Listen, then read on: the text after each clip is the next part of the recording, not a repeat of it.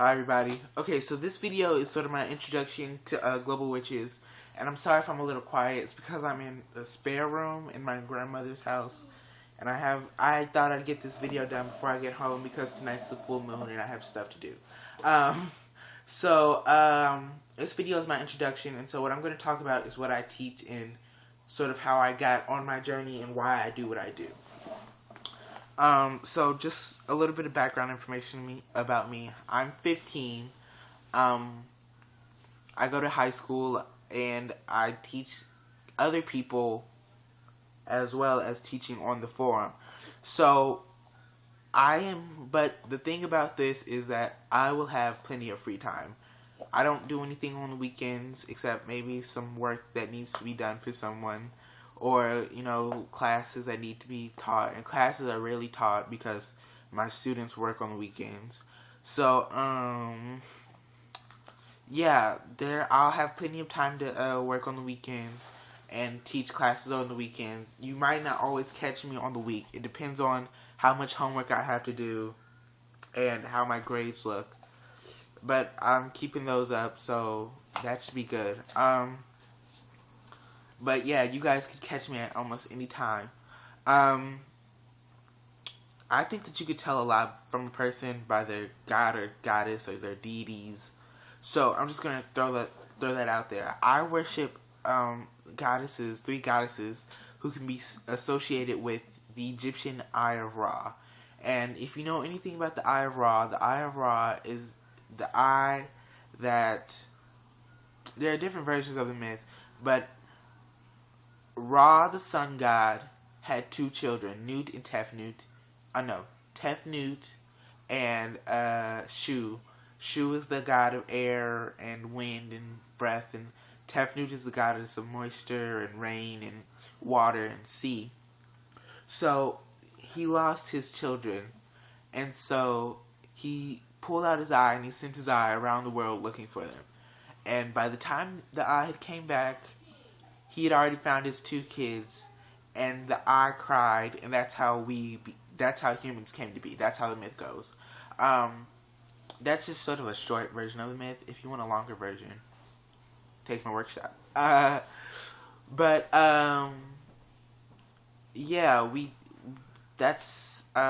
so the Eye of Ra is considered a group of deities that sort of protect Ra, and there are many different deities that are associated with the Eye of Ra, but the 3 in particular that I worship are Sekhmet, Beset, and Hathor.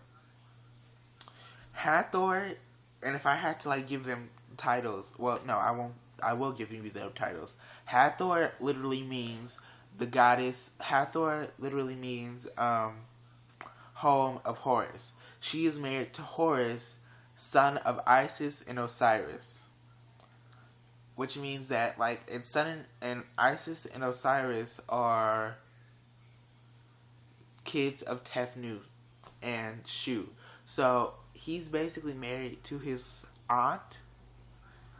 Yeah, he's married to his great aunt, because Isis and Osiris are children of Jed and Nut, the sun god, the sky goddess Nut, and the earth god Jed. And Jed and Nut's parents are Tefnut and Shu.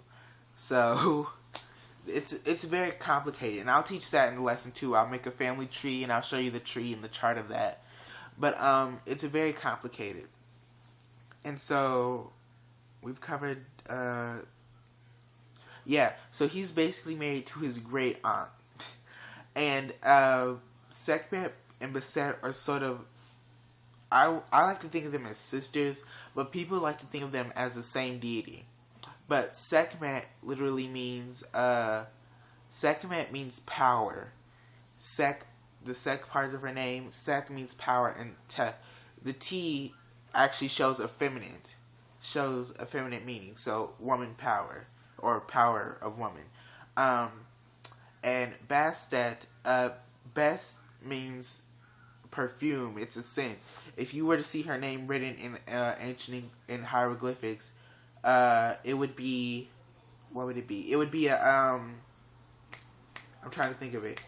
it would be a perfume jar with a symbol for T, and the symbol for T changes depending on how you're spelling something. But Sekhmet's name would be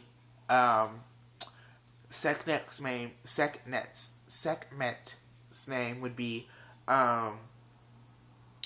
it would be two lines intertwined, and the name for Hathor would actually be an eagle or a hawk, which is the totem animal for Horus and Ra. They have the same totem animal. It would be Horus. It would be the totem animal for Horus. I want a hawk. It's a hawk. A hawk inside of a square, and that shows the home. The square shows the home. So her name literally means home of Horus. And so we'll talk about hieroglyphic meanings and stuff like that too, and how these hieroglyphics can mean certain things. Like, you can use hieroglyphics with runes, and I teach runes. I'll be teaching a little bit about runes too, even though we already have a rune teacher. We use a little. We can. What was I going to say? We can use runes with hieroglyphics to make sense, and I have a way of reading both runes and hieroglyphics at the same time. Well, runes with hieroglyphics that only mean a certain thing, and those hieroglyphics with the runes make a very detailed reading. I've studied.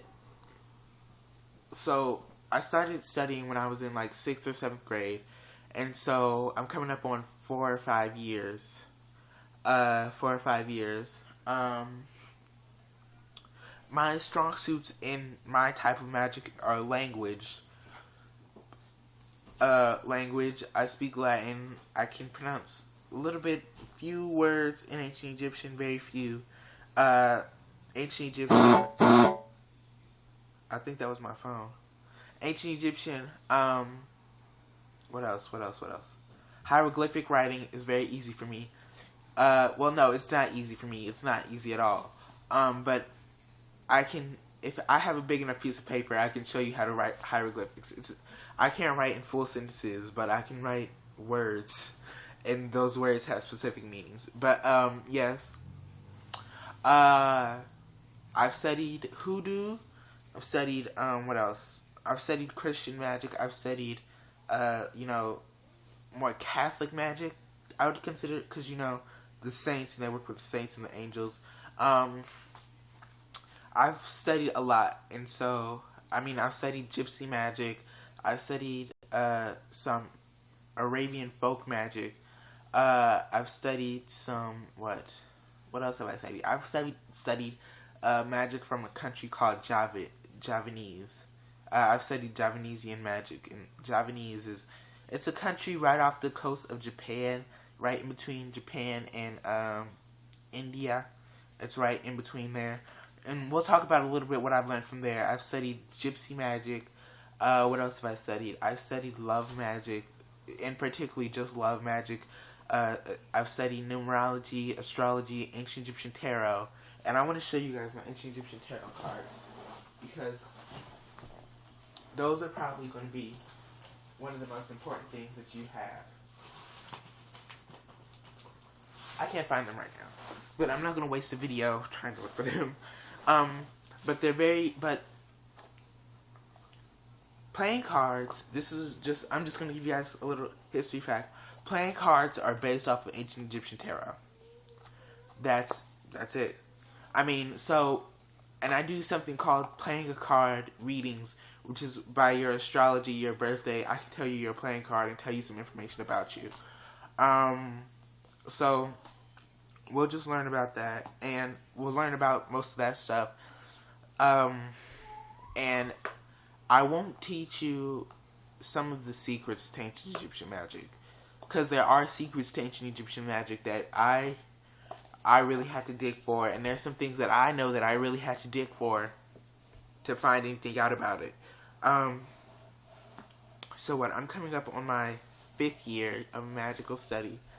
I would like to think that my path has advanced that I've traveled very far on my path, but the fact of the matter is that I've studied specifically ancient Egyptian magic for maybe 4 of those 5 years, 4 or 3 out of those 5 years. So specifically, I've studied only ancient Egyptian magic.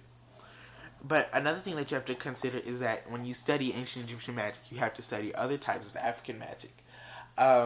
You have to study, the Orishas, and you have to study those people, and that's sort of why I'm here. I'm not only here to teach, but I'm here to learn as well. I do give out room readings. I do give out astrology. I don't give them out. I do astrology and room readings. I do all of these readings, and I'm very good at them. Kat had one with me. They're very detailed. If you ask a specific question, I take notes on all my readings. So if you ever need a specific question about anything answered again, I will go back and answer that question again. What else? I'm going to teach you guys just some basics about ancient Egyptian magic. I'm going to teach you about something called the Ka.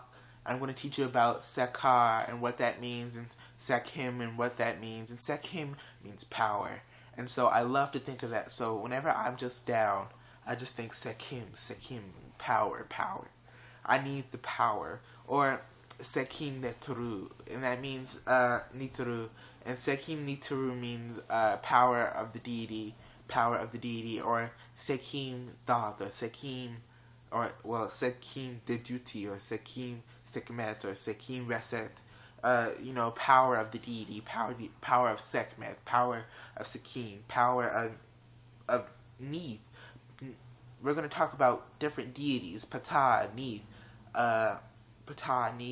Ra. What do these three deities have in common? They're all creation deities, and their myths all range. Okay, so Ptah was created by Ra, and we don't know how Ra came to be. Ra just came to be. And Ptah carved the world, and he carved everything out of clay. He breathed Ka into it, and he just released it. There was no connection to it, no feeling for it. He just breathed life into it, breathed Ka into it, and just it was free on earth. But Neith is more of a fierce goddess, but she still has a mothering side to her. She carved the world. She did not carve. She wove the world, because she's a goddess of weaving, war, and politics, as well as justice. So she wove the world, and she wove it with love and care. And I think Ptah is really the emotionless one, the one that, if you want to say what a cruel world, you'd say what Ptah has created, a cruel world. But Neith created it with love, and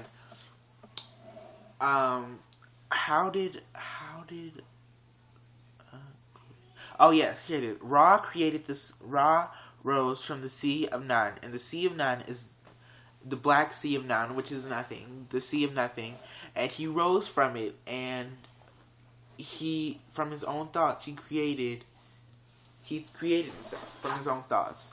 And so and it's actually funny, he breathed out his son Shu, and he spat out his daughter Tefnut.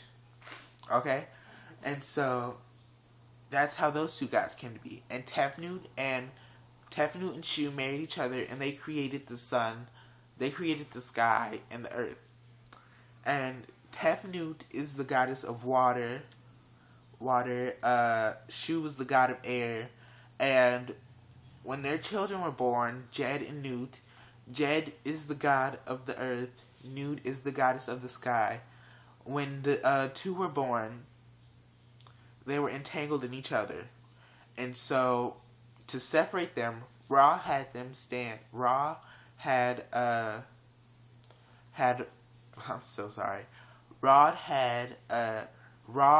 Shu stand in between the two of them. And so I'm trying to remember the whole myth by heart, because I know it by heart. And but that didn't stop Jed and Nut from still having their little love affair, and Ra being married to his granddaughter, and we'll talk about that, the family tree of that later. But Rob being married to Rob being married to Newt, he said he put a curse on Newt that she can have kids for 364 days of the year. Now, I don't know where Thoth came from at this point, because Thoth is said to be the son of Jed and Newt. But the myth goes that Newt went to Thoth, and Thoth had played the sun, which is a different deity in itself. I mean, you have the sun god, and then the sun itself is a deity. So, I mean, that means that there's obviously something we're missing. But there's a part of the myth that I'm obviously forgetting. But the myth goes from there to say that Thoth had won light from the sun to create another day. And it's mythology in ancient Egypt is very more filled with symbolism than lessons. Symbolism is more important than lessons. You get what I'm saying? Like the winning over the sun, the conquering of the sun. Do you see symbolism in that? I mean, because I see symbolism in that, conquering the sun, conquering them. Yeah, no, he won it from the moon. He won it from the moon. The moon itself is a deity, and Thoth is the deity of the moon. And so you kind of see a symbolism in that. He conquered him. He conquered an aspect of himself, a piece of himself, to create something new. And I think that has a little bit of symbolism. Like a writer has to get over some stuff before they can really write a good story. They have to get over their want to procrastinate, and they have to get over this and that. And so we're going to talk about all this and much, much, much more in my readings, in my workings, in my teachings, in my classes. And we're going to talk about the ancient Egyptian chakra system and the ancient Egyptian belief on Ka and reincarnation, and she's going to talk about all of it, and it's going to be so much fun. Aren't you excited? I am. We're going to talk about how to make dolls in ancient Egyptian style. That's very important, because you have to be as the god Ptah.